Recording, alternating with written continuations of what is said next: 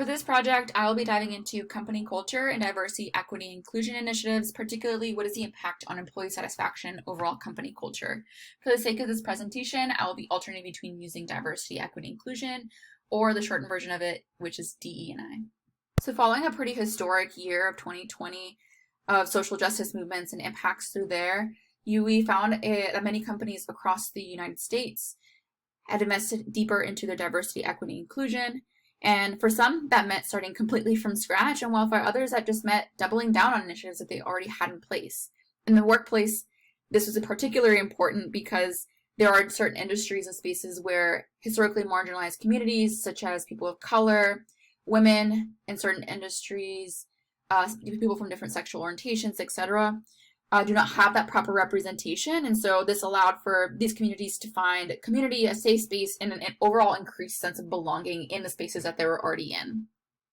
And so this project is going to focus on two global companies, Red Ventures, which is a global digital marketing company based in South Carolina, and Ally Financial, which is a global banking and financial services bank. So both companies have publicly shown advancements and investments into their DEI efforts in order to be more socially responsible, but also to create a healthy work environment for their employees. That's something that they vocalized online, on publications that they're super proud of. And so the goal here is to understand whether their DEI efforts have played a role in cultural foundationally for their company, as well as impacted overall employee satisfaction or just experience. With that being said, the two categories of text that are going to be analyzed for each company are their respective DEI reports published by the companies themselves, as well as Glassdoor postings and ratings from previous employees. And so for Red Ventures, we'll be analyzing the 2021 and 2022 DEI reports with an emphasis on that particular year. And for Ally, we will be analyzing their Evergreen DEI report, which is located on their website. As for method, the two things that we will be diving into and really narrowing in on these lenses is the ideological analysis, which here includes what are the main ideologies, including values or beliefs found in a particular text. And we're also analyzing through a cultural approach, which is diving into the different individual and collective experiences, symbols, practices, etc. that go on within an organization. So for that includes understanding how cultures are created and formed, as well as what influences them, or does it follow certain social trends or company values. And together, by analyzing these publications, created and shared by the company themselves, as I mentioned before, the goal is really to understand that DEI lens. Is it consistent and dominant with its ideologies being communicated, as well as are these ideologies that we are being communicated actually being experienced and cultivated and created in the culture itself by the employees themselves. So basically putting to test where these ideologies stand true in practice as they are displayed in text. And we'll dive into 4 particular findings in a second, but I did want to highlight that the 2 different ways that the companies had displayed their DEI reports and their DEI investments and the impact was particularly interesting and could have a different effect on the individual as people are reviewing or researching and seeing what this looks like in real life for these particular companies.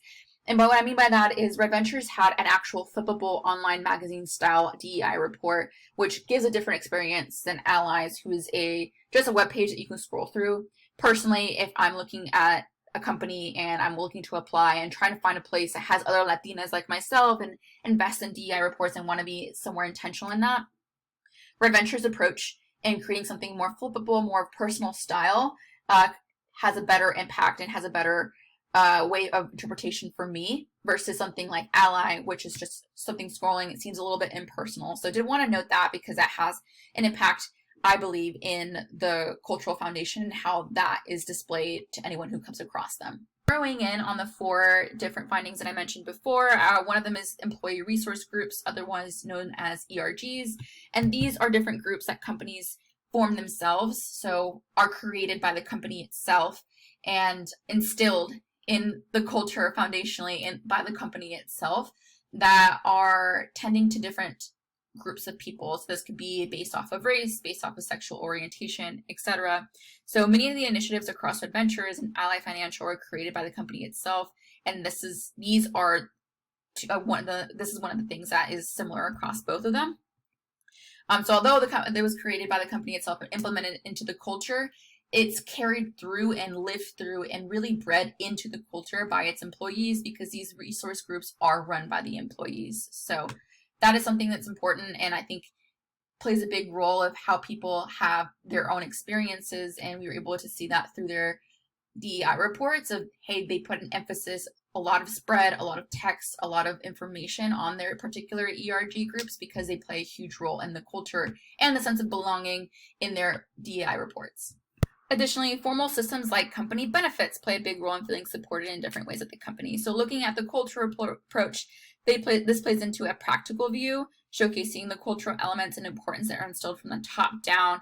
For Ally Financial, for example, they provide financial benefits for adoption and surrogacy, which can attract more diverse candidates to the culture as seen as it's valuable, or retain those who are. So people who are looking for these benefits that are, whether or not you attend a happy hour or not, or whatever it may be, like as long as you're working at the company, you have access to these benefits.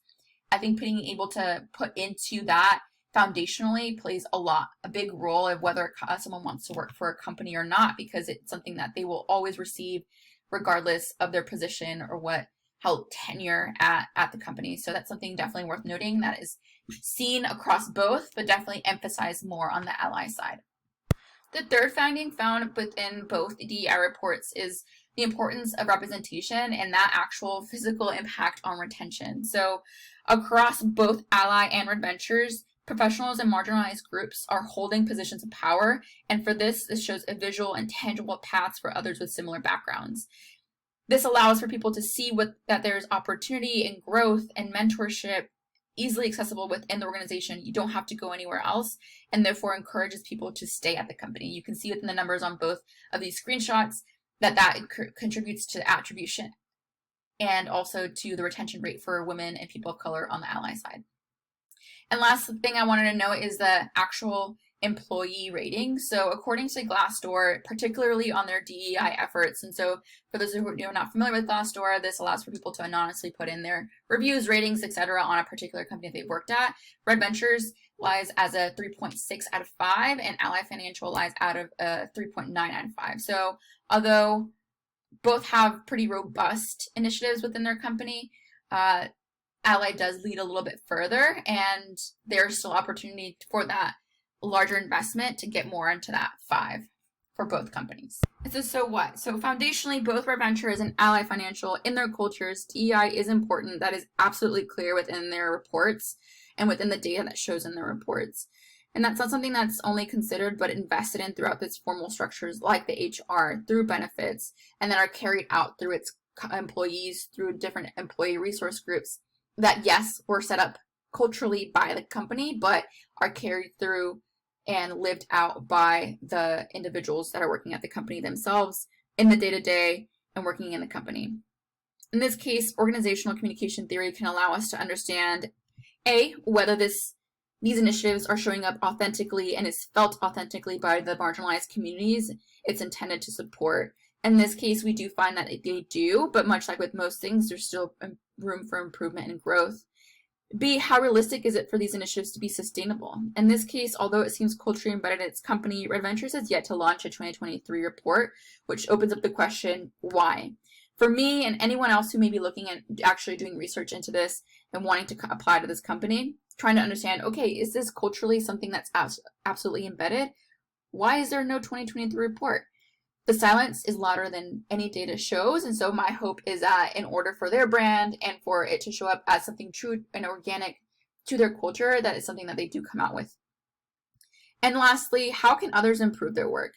The written display of these initiatives are easy to access and can allow companies who want to improve what it looks like culturally in terms of their DEI efforts to take inspiration, as well as also see what they could improve and do differently. If they see something that they don't like that Ally does or Ventures does, this public display of that and accessibility allows for companies to do their due diligence on that piece and learn and grow based off of it.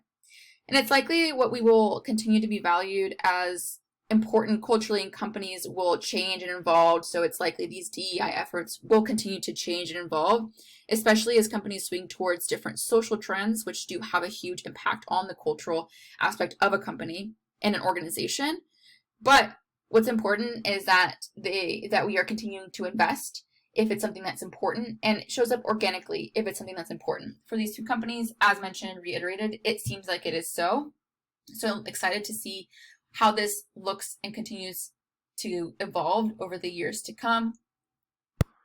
And to close, I am sharing here our references as well, making a final note of saying that these initiatives do play a role in how positive the employees have of an experience at the company. 3.6, 3.9 are pretty high ratings, and obviously still room to grow there, but pretty encouraged at the opportunity that these companies are investing and taking the time to put an effort in these things. So thank you so much.